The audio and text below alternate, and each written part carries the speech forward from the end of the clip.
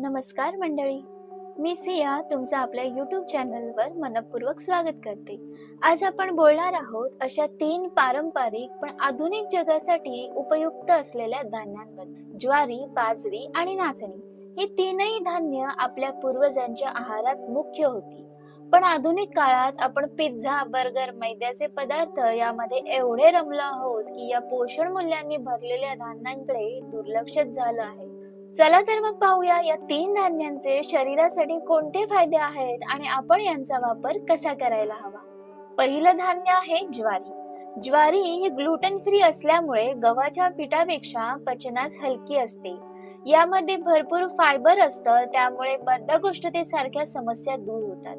ज्वारीमधील antioxidants आपल्या त्वचेला तरुण ठेवतात आणि रोग प्रतिकार शक्ती वाढवतात. यामधील पोटॅशियम आणि फॉस्फरस हे हृदयासाठी अत्यंत उपयुक्त असतात. डायबेटीस असणाऱ्यांसाठी हे एक वरदान ठरतं. रक्तातील साखर नियंत्रणात ठेवते. ज्वारीचा वापर आपण आपल्या आहारामध्ये कसा करू शकतो, तर आपण ज्वारीची भाकरी खाऊ शकतो, ज्वारीचं थालीपीठ खाऊ शकतो किंवा गरम पाण्यात ज्वारीचं पीठ मिसळून उपमा बनवू शकतो. पुढे बघूया बाजरीचे काय फायदे आहेत.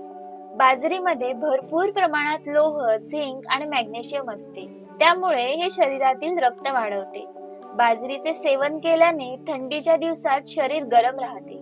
यामध्ये असणारे गुंतागुंतीचे कार्ब्स हळूहळू पचतात, त्यामुळे लवकर भूक लागत नाही.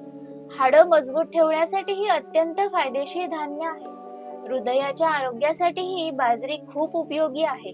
बाजरीचा उपयोग आपण कसा करू शकतो, तर बाजरीची भाकरी, बाजरीचे लाडू किंवा बाजरीचे थालीपीठ आपण आहारामध्ये घेऊ शकतो.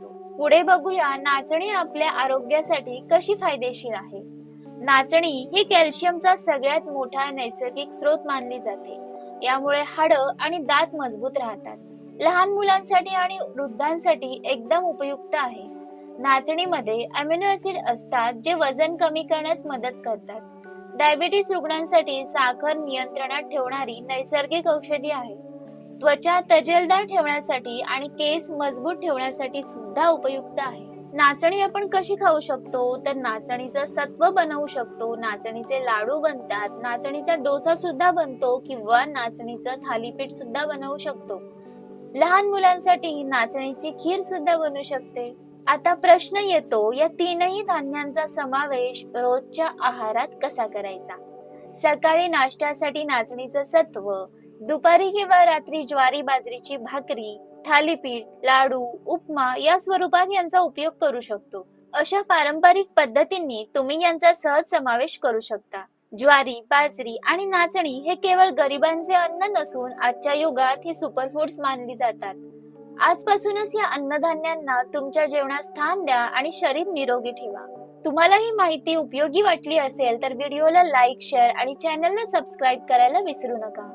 भेटूया पुढच्या व्हिडिओमध्ये. तोपर्यंत नैसर्गिक खा, निरोगी राहा आणि आनंदात जगा.